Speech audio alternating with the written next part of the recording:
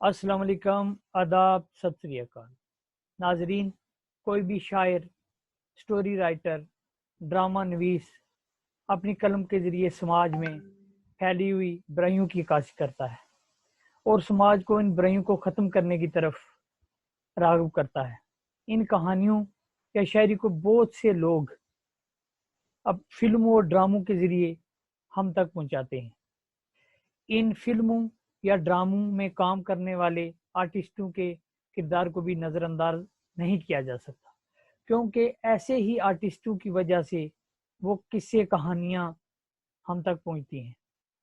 ऐसी ही एक शख्सियत आज हमारे प्रोग्राम बज़्म फनकार में मौजूद हैं, जो ना सिर्फ अच्छी अदाकारी करते हैं बल्कि खुद भी ड्रामे लिखते हैं और खुद शॉर्ट फिल्में भी बनाते हैं। तो आए आपकी मुलाकात एक जाने माने फनकार से करवाते हैं। जी नाजरीन, आज हमारे साथ एक जानी मानी शख्सियत हैं, जनाब विशाल पहाड़ी साहब। विशाल जी, हम आपको अपने प्रोग्राम बज़्म फनकार में खुश आमदीद कहते हैं। शुक्रिया शुक्रिया शम्स भाई। विशाल जी, सबसे पहले बताएं आपका मुख्तसर तारुफ, कौन है विशाल पहाड़ी? देखिए शम्स जी, विशाल पहाड़ी एक एजुकेशनिस्ट भी है। मैं तालीमी शोबे से मेरा जो है वो जुड़ना पिछले 15 साल से है। बाबा गुलाम शाह बादशाह यूनिवर्सिटी में मैं नौकरी करता हूँ, अपनी खिदमत जो है वो उनको अंजाम देता हूँ। और उसके अलावा विशाल पहाड़ी को कौमी सतह पर थिएटर के लिए, ड्रामा के लिए ज़्यादा जाना जाता है। तो मेरा मुख्तसर सा जो तारुफ है वो इस तरह से है कि एक तो मैं आपको बताता चलूं कि कुछ 20 साल पहले मैंने ये थिएटर जो है वो शुरू किया। और उसके बाद भगवान की, अल्लाह की आशीर्वाद से आज ये है कि मैं थोड़ा सा इस काबिल हुआ हूँ कि अपनी जो जम्मू कश्मीर के बाहर भी जो हमारी कम से कम 10-12 रियासतें हैं, वहाँ पर भी जो है मैं अपने पहाड़ी कल्चर को, पहाड़ी जुबान को, हमारा जो पहाड़ी एथनिसिटी है उसको मैं ले जाने में किसी हद तक कामयाब हुआ हूँ। और उसके साथ साथ मैं शॉर्ट फिल्म्स भी जो हैं वो ज़्यादातर अपने पहाड़ी जुबान में ही बनाता हूँ, वो हिंदुस्तानी में भी होती हैं। और ये जो मेरा मेरा जो भी काम है, चाहे वो ड्रामाज हैं, नाटक हैं, शॉर्ट फिल्म्स हैं, ये सारी की सारी जो हैं इनका मेन मकसद ये होता है कि वो जो हमारे समाज से जुड़ी जो बुराइयां हैं, सोशल इवल्स हैं, या हमारा कल्चर है, हमारे समाज की जो बातें हैं, उनको कहानी के जरिए जो पेश करने की जो मेरी कोशिश रहती है। इसके अलावा अंतर्राष्ट्रीय नाट्य काउंसिल ये एक इस किस्म की ऑर्गेनाइजेशन है, इस किस्म की एक आप अपना ये संस्था चलो है। विशाल जी, इस पर बाद में आएंगे। मैं ये पूछना चाह रहा हूँ कि विशाल पहाड़ी कहाँ से हैं, मुख्तसर आप अपना तारुफ दें। जी, विशाल पहाड़ी जहाँ तक मेरा ताल्लुक है, मैं राजौरी से 4 किलोमीटर बाहर हाईवे पे एक गांव पड़ता है दस्सल। मैं दस्सल से ताल्लुक रखता हूँ। और मुझे फख्र है कि मैं गांव से ताल्लुक रखता हूँ, क्योंकि जब हम शहर में रहते थे तो शहर की जिंदगी जो है वो उस वक्त बड़ी चकाचौंध थी, लेकिन जैसे हम गांव में वापस आए और गांव की आबो हवा उस सब चीज के साथ जुड़ने से वाकई मुझे ये काफी फख्र महसूस होता है कि हाँ, जो हिंदुस्तान की जो जिंदगी है वो वाकई में गांव में है। तो गांव से सफर शुरू होकर फिर यूनिवर्सिटी की तालीम, और फिर बाबा गुलाम शाह बादशाह यूनिवर्सिटी में जो मेरा वहाँ पे जो है वो वहाँ पे मेरी नौकरी लगना। और उसके बाद मैं बताता चलूँ आपको कि राजौरी में ही मेरा ज्यादा वक्त जो है गुजरा है, क्योंकि पिछले 20 साल से मैं यहीं पे अपनी बाकी एक्टिविटीज को भी अंजाम दे रहा हूँ। तो विशाल जी, कहाँ से शुरू हुआ आपका ये अदाकारी का सफर? आज खुद को कहाँ देखते हैं? ये देखिए, अदाकारी का जो सफर है ये जब मैं कॉलेज में स्टूडेंट था साल पहले, तो ये कॉलेज में यकायक मतलब एकदम ही ये कुछ भगवान की तरफ से कुछ ऐसा हुआ, और मैंने कभी सोचा नहीं था। हाँ, ये जरूर है कि मैं जो बॉलीवुड के सितारे थे, पुराने बच्चन साहब हों, खन्ना साहब, राजेश खन्ना साहब हों, इनको मुझे मूवीज देखने का बहुत शौक था और मैं इनको बहुत कॉपी किया करता था। शायद मैं इनको काफी बारीकी से देखा करता था, आज जो मैं महसूस करता हूँ। और उसके बाद अपने किशोर कुमार साहब और मोहम्मद रफी साहब, इन दोनों को खास तौर पे मैं काफी सुना करता था। तो जब मैं कॉलेज में पहुंचा तो अचानक ही अब मैंने कुछ डेलिबरेटली कोशिश नहीं की और मैं इस ड्रामा की फील्ड में चला गया। वहां पे अक्सर जो है वो कॉलेज में रंगारंग जो प्रोग्राम हुआ करते थे उसमें मुझे भी मौका मिला, और जब मौका मिला तो उसके बाद फिर मैंने पीछे नहीं देखा। उसके बाद जम्मू यूनिवर्सिटी में आप भी जानते होंगे कि डिस्प्ले योर टैलेंट नाम की एक बहुत बड़ी हंट होती है, जिसमें पूरी रियासत से जो है वो स्टूडेंट्स आकर अपनी जो अपनी कला, अपने फन का, वहां भी जब मैं पहली बार गया और वहां पे आते देखते मेरे हौसले बुलंद होने लगे, और फिर मैं यहाँ पे एक प्राइवेट कॉलेज है, हिमालयन करके उसका नाम है, तो वहां पे भी मैं काफी देर वहां पे भी मैंने इस चीज का जो है वो ट्रेनिंग दी। और उसके बाद ये मेरा सफर बढ़ते बढ़ते फिर मैंने अपना थिएटर ग्रुप बनाया, जो कि रंगमंच थिएटर ग्रुप के नाम से जाना जाता है। उसके बाद जहां तक आज का ताल्लुक है, आज मैं खुद को देखकर काफी हद तक मैं सेटिस्फाइड हूँ कि हाँ, जो मेरी छोटी छोटी कोशिशें थी, जो मेरा जुनून था, खास तौर पे अपने इलाके को लेकर। शम्स साहब, मैं आपको बताता चलूं कि यहाँ से हमारे कई लोग, कई साथी, कई दोस्त जो हैं वो जम्मू कश्मीर से बाहर जाकर भी उन्होंने अपने जो जोहर दिखाए, और कहीं ना कहीं वो बॉलीवुड या कुछ और टीवी चैनल्स में भी अपना सिक्का किसी हद तक मनवाने में कामयाब रहे। लेकिन मैं आपको ये बताता चलूं कि मैं भी आज से 20 साल पहले राजौरी को, जम्मू कश्मीर को छोड़ सकता था, स्ट्रगल करता, और शायद आज मैं भी किसी ना किसी हद तक बॉलीवुड में या या कोई और जो नामी ग्रामी टीवी चैनल है, वहां पर मैं भी अपना नाम जो कमा सकता था। लेकिन मेरा एक ही मकसद था कि अपनी जो रियासत है, अपनी जो कल्चर है, अपनी जो जबान है, इसको यहीं रह के खास तौर पे थिएटर के तौर पर, ड्रामा के तौर पर जो है वो अगर मैं आगे ले जाऊंगा तो मुझे उसमें काफी तसल्ली होगी। तो हाँ, आज मैं खुद को जहां देखता हूँ तो काफी हद तक मैं मुतमईन हूँ, लेकिन अभी भी बहुत दूर जाना है, काफी सफर तय करना। तो विशाल जी, आप खुद लिखते भी हैं, तो आपने आज तक कितने ड्रामे लिखे हैं और किस जुबान में ज्यादा लिखे हैं? ये देखिए, मैंने आज तक 5 या 6 ड्रामाज लिखे, उनमें से 2 पहाड़ी में लिखे हैं और बाकी के जो ड्रामाज हैं वो हिंदुस्तानी जुबान में लिखे हैं। और मैंने इनमें 3 जो फुल लेंथ ड्रामाज लिखे हैं और बाकी 3 जो हैं वो स्ट्रीट प्ले लिखे हैं, नुक्कड़ नाटक लिखे हैं। क्योंकि आज शम्स भाई, क्योंकि काफी हद तक शॉर्टकट का जमाना है। आप क्रिकेट देखें तो लोग 2020 देखना पसंद करते हैं, और जो लंबी 3 घंटे की फिल्म भी हर कोई देखना पसंद नहीं करता। तो जो इसीलिए नुक्कड़ नाटक जो हैं वो समाज के ऊपर जो बेस्ड जो बुराइयां हैं या फुल लेंथ प्ले हैं। मैंने पहले इब्तिदा में भी आपसे मैंने अर्ज किया था कि हम उन्हीं ड्रामास पे काम करते हैं जो कि समाज की बुराइयां, समाज के भाईचारा, समाज की कल्चर और अपनी पहाड़ी एथनिसिटी को उजागर करने की कोशिश करते हैं। जी जी, तो विशाल जी, मैं चाहूंगा कि हमारे नाजरीन के लिए आप अपने जो पहाड़ी में जो आपने ड्रामे लिखे, कोई जो आपको याद हो, कोई डायलॉग, तो आप पेश कर सकते हैं। जी हाँ, मैं जो पहाड़ी ड्रामाज लिखे हैं उनमें से जो डायलॉग है वो तो मैं उससे भी बेहतर, अगर आप मुझे इजाजत जी दें जी जी, बिल्कुल तो खैर बिल्कुल। उस मसले पे भी, हाँ उस मसले पे भी शायद आप, मुझे उम्मीद है कि आप शायद बाद में बात करेंगे। तो मैं आपसे जो मुझे आज भी मेरे दिल में बसे हुए डायलॉग, जो कि बार बार बोलने में मुझे काफी सुकून जी मिलता जी, है, बिल्कुल वो बिल्कुल। लकीर फिल्म से थे। हाँ, वो जो मशहूर पहाड़ी लकीर फिल्म थी उससे थे। उसके मैं आपको 1 या 2 डायलॉग आपके सामने, जी और जी, अपने बिल्कुल जो बिल्कुल बिल्कुल। दोस्त हैं जो हमें देख रहे हैं, मैं उनकी नजर रखूंगा। उसमें एक डायलॉग है कि आ,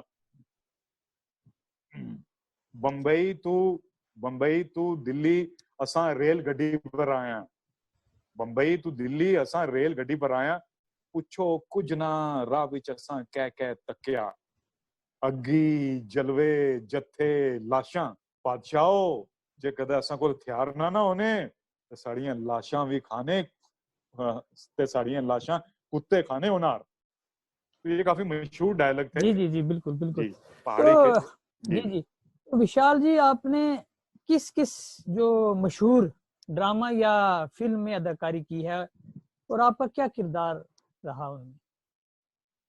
जी देखिए, मैं आपको बताता चलूं कि मैंने आज तक जो एक मशहूर जो पहाड़ी फिल्म है जिसको पूरे जम्मू कश्मीर और जम्मू कश्मीर के बाद भी जम्मू कश्मीर के बाहर भी लोगों ने काफी सराहा, लकीर लकीर फिल्म, जैसे कि आप बखूबी जानते हैं, जी हमारे जी। सभी पहाड़ी दोस्त हों या बाकी हर कोई दोस्त हैं, वो सभी उसको जानते हैं। तो पहाड़ी फिल्म में मैंने काम किया था। शिवदत्त साहब, मरहूम शिवदत्त साहब, जम्मू से उनका ताल्लुक था और उनका एक बहुत बड़ा रुतबा था और आज भी जिंदा है, कायम कायम है, क्योंकि शिवदत्त साहब की जो कमी है वो आज भी महसूस की जाती है। तो उनकी जो डायरेक्शन में, और अली दालत साहब जो हैं वो लंदन में बैठते हैं, हमारे पहाड़ी हैं वो भी।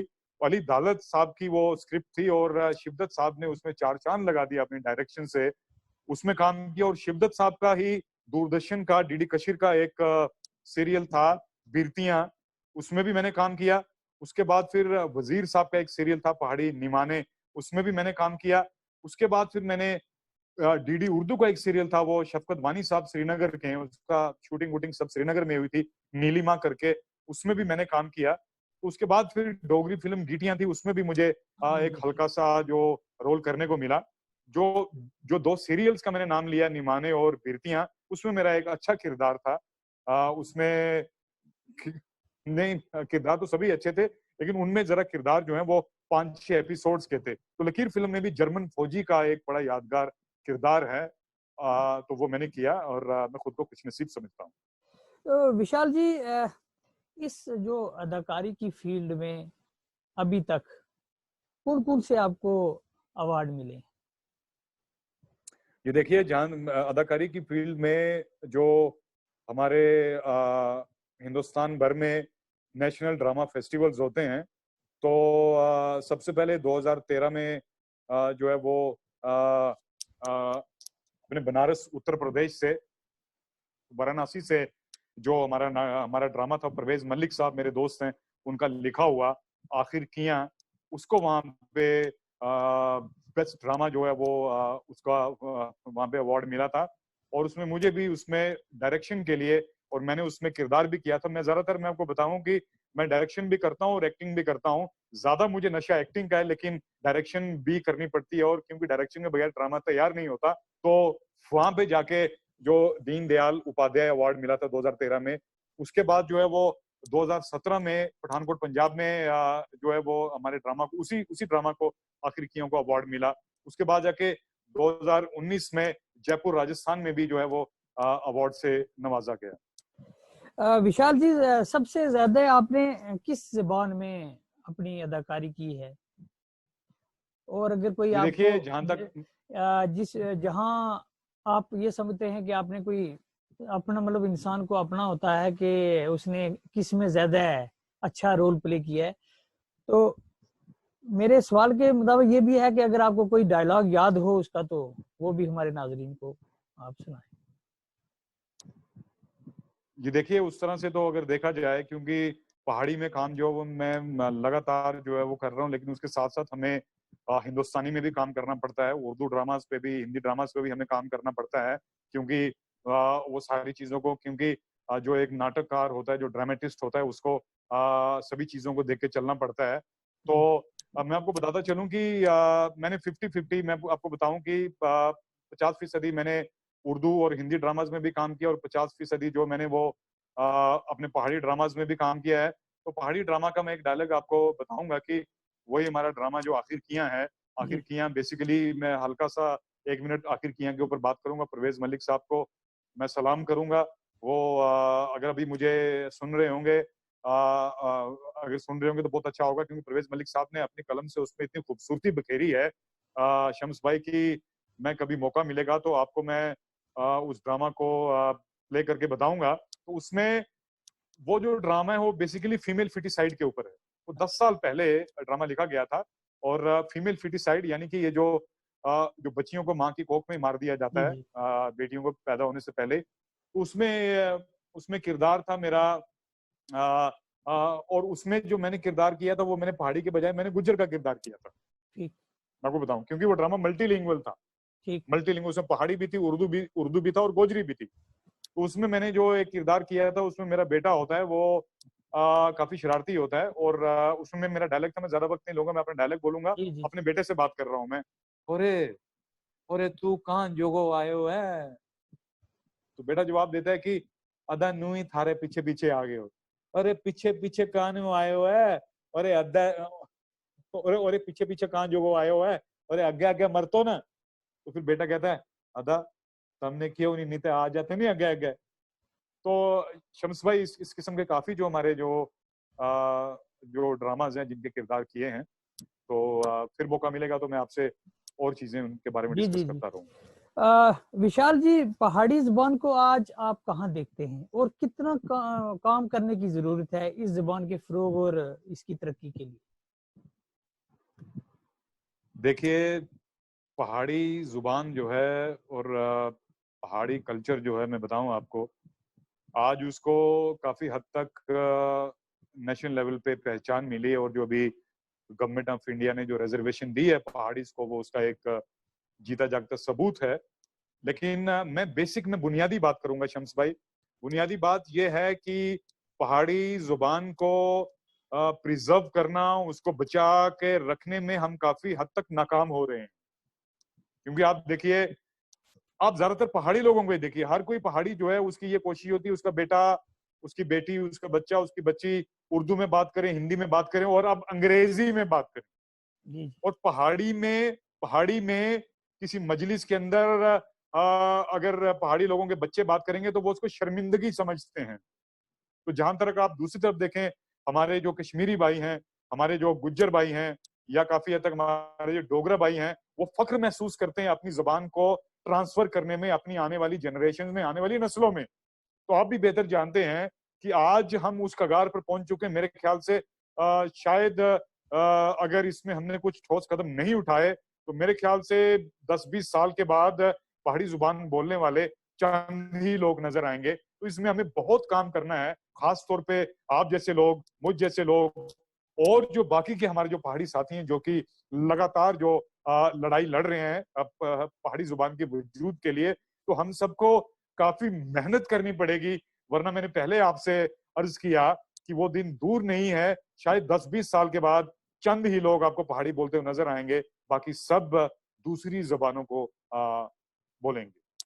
तो विशाल जी, मेरा इसी के एक रिलेटेड क्वेश्चन है कि जैसे कि हमारे बहुत से जी शायर हैं और बहुत से लिखने वाले हैं, जैसे आप भी हैं, आप भी एक्टिंग करते हैं, और बड़े कम लोग हैं जो जी एक्टिंग में आते हैं। तो इसमें बड़ी फाइनेंस की जी बड़ी जरूरत होती है। तो इसमें हमारा जो जी। पहाड़ी बोर्ड है या हमारे जो पहाड़ी लीडरान हैं, उनका कितना सपोर्ट रहता है?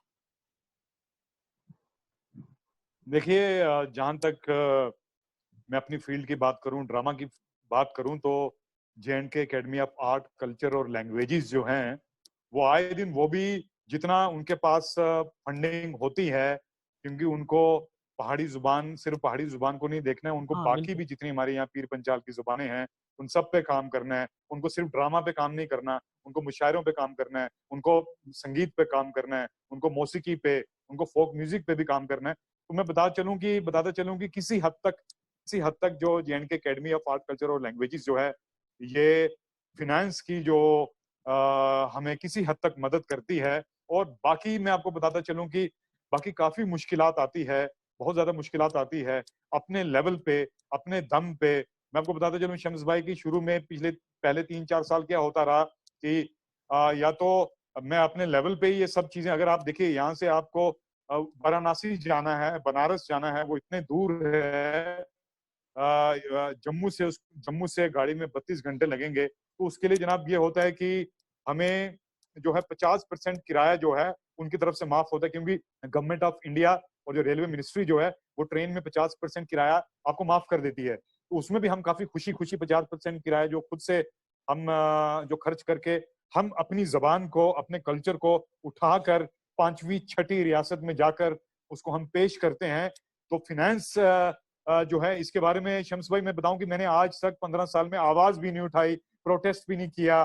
क्योंकि मैं बताऊं आपको कि आज आज के दौर में आप कोई काम कर रहे हैं, इंटरनेट के दौर में, तो आपका काम छुपा नहीं रहता है। मैं बताऊं आपको कि हिंदुस्तान की कम से कम 14-15 रियासतों में जो है वो हमारा काम जो है, पहाड़ी का काम, रंगमंच थिएटर ग्रुप का काम जो है वो वहां पे देखा जाता है, सुना जाता है, उसके ऊपर बातचीत होती है, उसके ऊपर डिस्कशन होती है। तो मैं आपको बताता चलूं कि मैंने आज तक फिनेंस के लिए दरवाजे नहीं खटखटाए। हाँ, पिछली जो सरकार थी महबूबा मुफ्ती जी की, जब वो यहाँ पे राजौरी में आई तो मुझे भी डेलीगेशन लेके जाने का मौका मिला।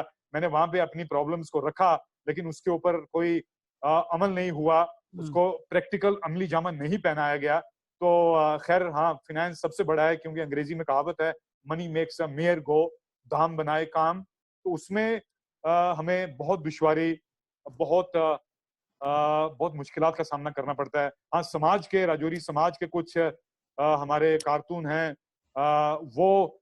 वो आए दिन कभी ना कभी हमें जो है वो स्पॉन्सर करते हैं।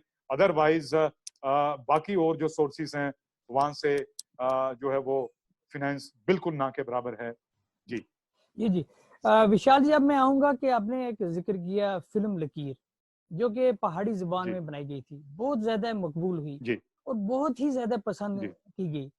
इसमें आपका किरदार भी था जैसा आपने बताया, मगर इसके बाद कोई दूसरी फिल्म ना बनी, और जो लकीर फिल्म बनी थी वो भी गायब हो गई, क्योंकि आज इंटरनेट का जमाना है, तो वो गायब हो गई। तो इसकी क्या वजूहत है?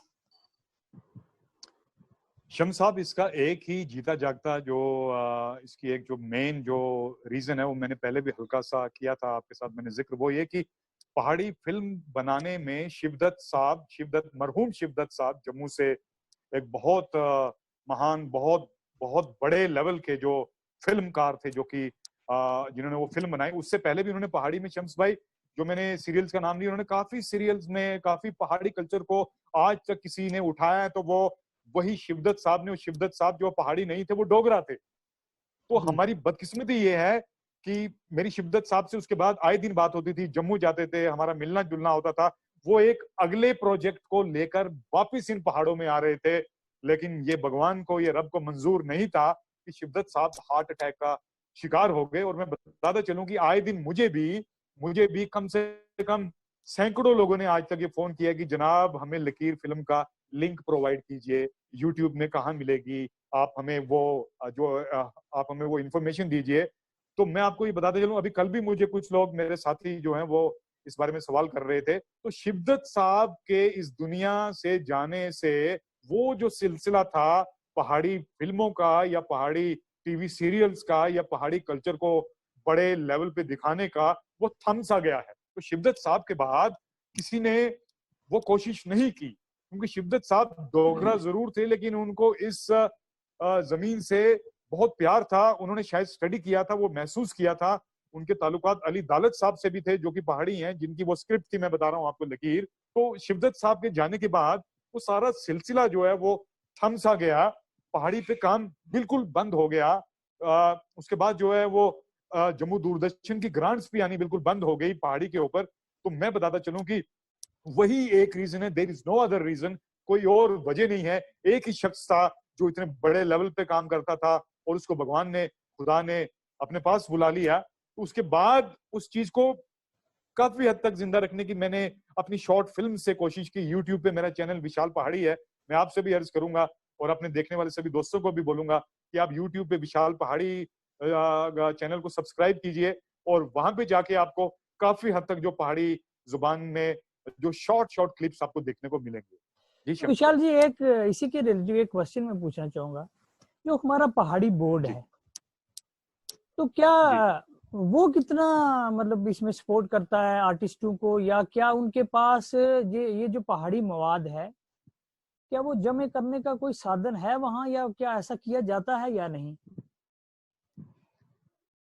देखिए शम्स साहब, जो पहाड़ी एडवाइजरी बोर्ड है, इसके मुतल्लक ज्यादा मालूमियात तो मैं ज्यादा उनके जो इंटरनल मैटर्स हैं उनमें जाने की कोशिश नहीं करूंगा। हाँ, मैं ये जरूर कहूंगा कि पहाड़ी एडवाइजरी बोर्ड जो है, उनके पास जरूर इतना सरमाया होता होगा, या हाँ, उनको वो सरमाया कहाँ कहाँ उसको इस्तेमाल करना है वो तो खैर मैं उससे बेखबर हूँ। मैं हाँ ये जरूर कहूंगा कि पहाड़ी एडवाइजरी जो बोर्ड है उसने मेरी नजर में तो कुछ ऐसी मिसालें नहीं हैं कि जहाँ पे उन्होंने पहाड़ी कल्चर को प्रमोट करने की कोशिश की हो, पहाड़ी एथनिसिटी को, पहाड़ी कल्चर को फिनेंस के थ्रू प्रमोट करने की कोशिश की हो। इस तरह की शायद मैं नहीं जानता हूँ, या फिर इस तरह से कहूँ कि भाई मेरी नजर में इस तरह से कोई चीज नहीं है। हाँ, मैं इस फील्ड से जुड़ा हूँ पिछले 20 साल से, तो मेरे साथ इस किस्म का कोई वाकया फाइनेंशियल सपोर्ट का पेश नहीं आया।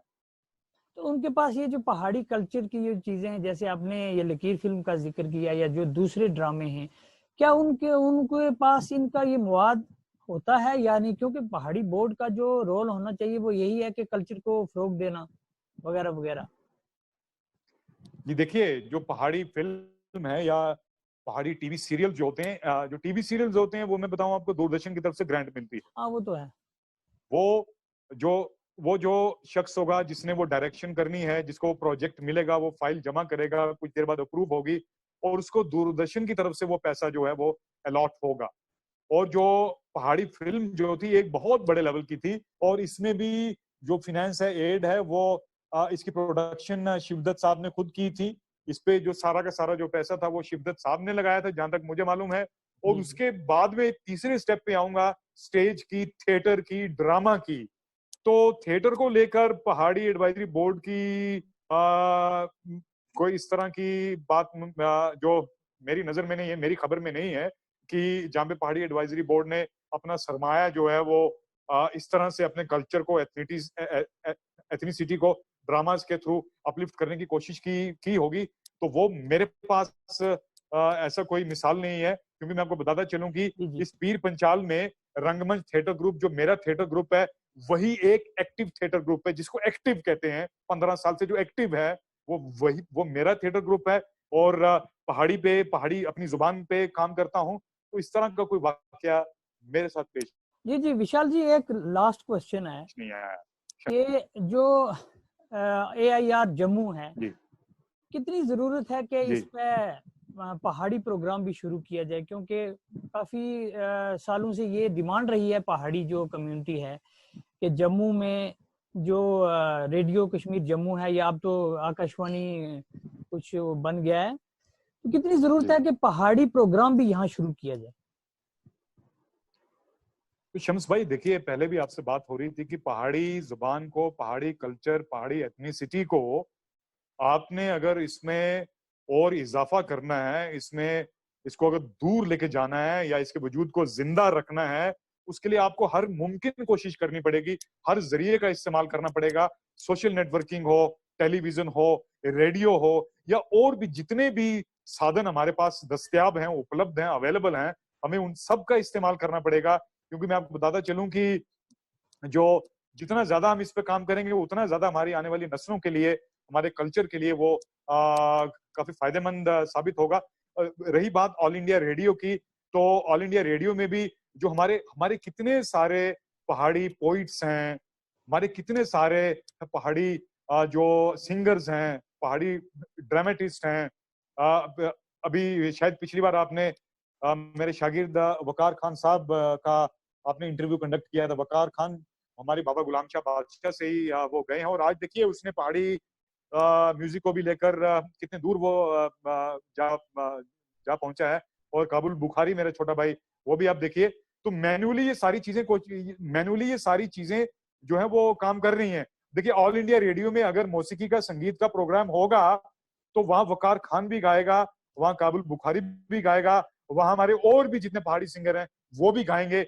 वो गाएंगे तो हमारी जो जनरेशंस हैं उनको भी मौसीकी में, संगीत में, खासतौर पे पहाड़ी जुबान में बोलने की जो उनके अंदर से एक आवाज आएगी, और फिर जाके हम अपनी पहाड़ी एथनिसिटी, कल्चर, इस सब को प्रिजर्व करने में, संभालने में कामयाब होंगे। जी विशाल जी, जो लोग अदाकारी की फील्ड में आना चाहते हैं, खासकर मैं कहूंगा कि जो हमारे पहाड़ी नौजवान हैं, उनके लिए आपका क्या पैगाम है? देखिए शम्स भाई, मैं ये बोलूंगा कि देखिए, जब मैं इस फील्ड में आया तो मेरे पास कोई प्लेटफॉर्म नहीं था।